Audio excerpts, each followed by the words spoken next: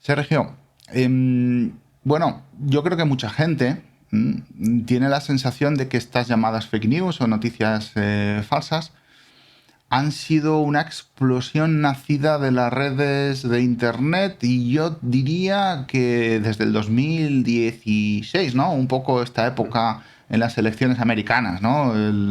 Todo este lío de Trump, Twitter, ¿no? Todo este movimiento. ¿Nos puedes contar cuál es tu percepción? ¿Nacieron las noticias falsas en el 2016 o hay más historia No. detrás? Desafortunadamente son muy antiguas, muy, muy, muy antiguas. Sí que es moderno la nueva forma de llamarlo, las fake news, que ni siquiera Trump inventó esa palabra, lo inventaron antes, pero fue el que lo popularizó, el llamarlo las fake news, fake news, fake news. Y sí que es verdad que las fake news, por llamarlas así, han aprovechado la situación actual de tecnología y de las redes sociales. Pero lo que es la desinformación procede de mucho antes. Y es que a los de comunicación nos gusta llamarlo, más que fake news, les llamamos desinformación. Y para poneros en contexto, ¿qué es la desinformación? Pues bulos, contenidos falsos. Pero claro, uno puede hacer esos contenidos falsos porque tiene un error o porque sin malintención. Entonces a eso le llamamos malinformación. No, aquí nos vamos a lo que es desinformación, o sea, uno sabiendo que hace una cosa, una información mala, falsa, aún así la publica. Pero lo tenemos a lo largo de la historia muchas veces. Si nos vamos a la dinastía de Ramsés II, Uf. el templo de Abu Simbel, ahí en Egipto, casi en Sudán, nos vamos a encontrar que según se entra a la derecha hay un muro de Ramsés II cortando cabezas a los hititas. Cuando esa batalla terminó en tablas porque nadie ganó. Pero eso sí, tuvo que decir a todo el mundo, aquí Ramsés II ganó. En la antigua Roma se pagaba a gente para que hiciera pintadas en los edificios con desinformación.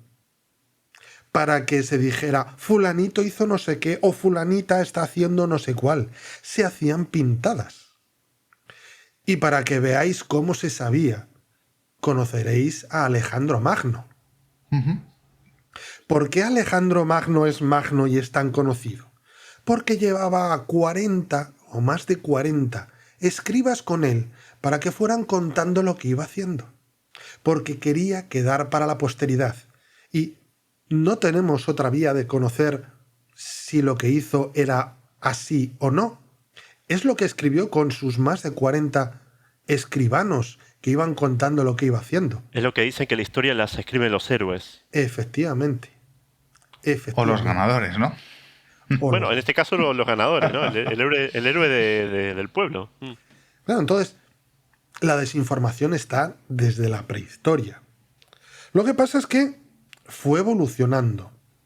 Era más o menos una cosa así de, pues, yo gané la batalla, tal, pero empieza a desarrollarse en el siglo XIX.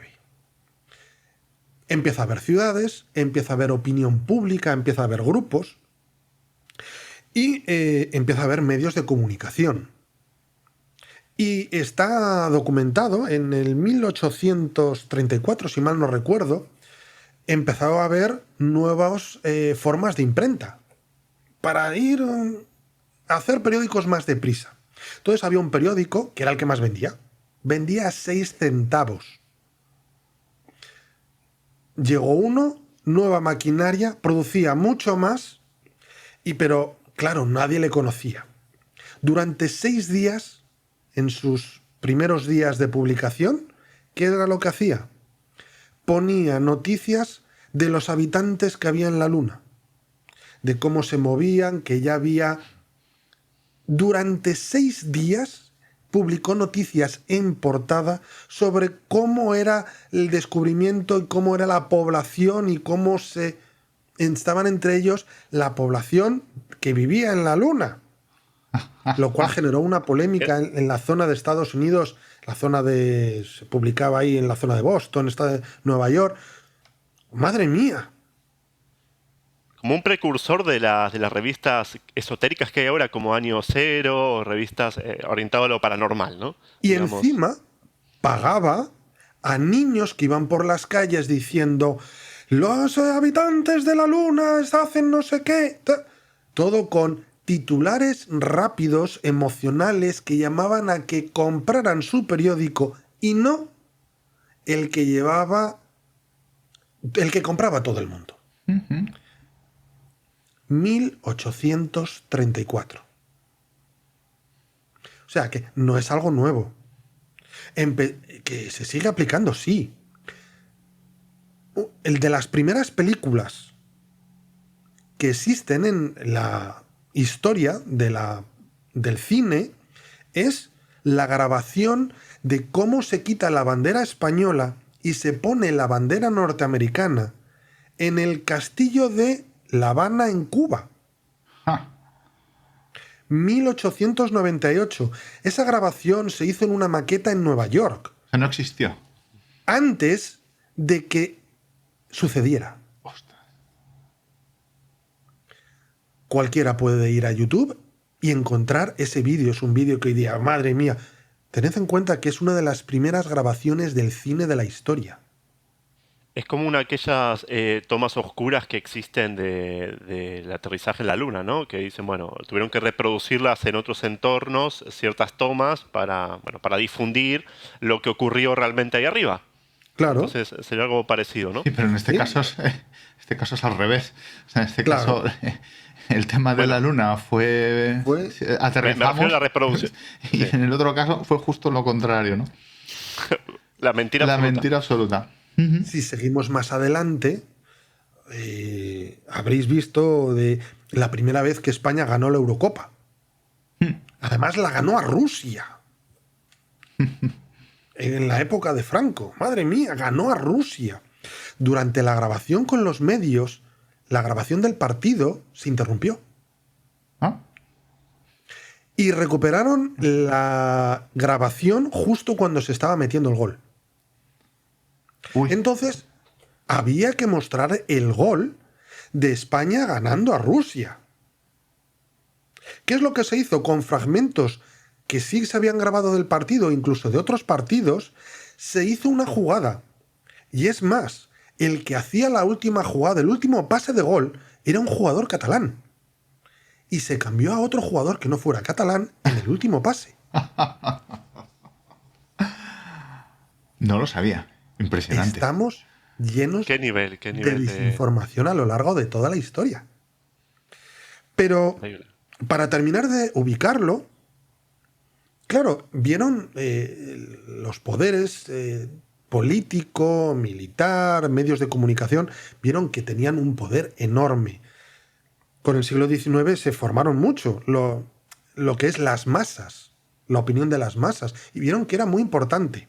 Y se creó en los principios del siglo XX, finales del XIX, principios del XX, una nueva teoría. Una teoría que en el mundo de la comunicación se le llamaba la teoría de la aguja hipodérmica. O sea, te mete una aguja, te meten una idea en la cabeza. ¿Que quiénes fueron los que más desarrollaron? La época, los nazis en la Segunda Guerra Mundial. El periodo entre guerras fue evolucionándose y llegó a su culmen durante la Segunda Guerra Mundial. Fue donde más evolucionó, donde más se aprendieron técnicas, donde más se utilizaron todas las formas de cómo meter una idea y llevar a las masas a donde uno quiere. Toda la propaganda de Goebbels y... Correcto. Que creo que fue una campaña fuertísima de lavado de cerebro. Goebbels fue un experto en comunicación de masas. Sí, sí. Pero su teoría tenía un problema. La teoría de la aguja hipodérmica tiene el fallo, por decirlo así, que es que cree que todo el mundo va a reaccionar igual ante una misma idea. Pero claro, no todo el mundo reacciona igual. Hay gente que por sus características lo entiende de otra forma. Gente que por sus características, sus creencias, su ideología, no va a entender a lo mejor el mismo mensaje que el resto. Por lo tanto, siempre había grupos que no reaccionaban ante la propaganda de la aguja hipodérmica. De ahí empezó a hacerse, a partir del final de la Segunda Guerra Mundial y en los siguientes años, ya empezando a hacer masas, pero determinados objetivos. De ahí, justamente entre ese periodo de la aguja hipodérmica y las nuevas masas, salen nuevas formas de presentarlo, de comunicar las masas. Por ejemplo, surge el Capitán América. Capitán América que fue creado en Estados Unidos para introducir una serie de valores. La propagación de valores norteamericanos en el occidente de Europa, para que todos los niños tuvieran un recuerdo común, se favoreció la expansión de Walt Disney en toda Europa, para que todos los niños interpretaran que el Pato Donald era su infancia. Y si encontraban a otro niño que dijera, no, mi infancia es el Pato Donald, es amigo mío, es de los míos. Sí, sensación de pertenencia al mismo grupo, ¿no? Efectivamente. Uno de los que supo aprovecharlo e incluso hizo experimentos en películas y en emisoras de radio fue una emisora de radio de... ¿Cómo se llamaba? Se me ha ido el nombre ahora, perdonad.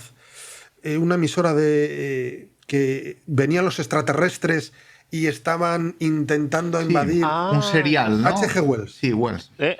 Exacto. La Guerra de los Mundos. La Guerra de los Mundos fue el que lo escribió, pero hizo esa adaptación a la radio. Sí. El de Ciudadano, el que hizo la película Ciudadano Kane, si es que se me ha ido el nombre, perdona. No me acuerdo, pero sí que generó una ola de histeria colectiva. La gente empezó incluso a suicidarse y claro. Encadenó. Ciudadano Kane, además, es una película que justamente va en ese aspecto. Además, refleja muy bien la importancia de la comunicación y los medios de comunicación en esa época, los años 40, 50. Tenían una gran importancia. Los medios de comunicación son muy importantes en una democracia. Es preferible una mala democracia con unos buenos medios de comunicación que no tener medios de comunicación, porque no habrá contrapeso.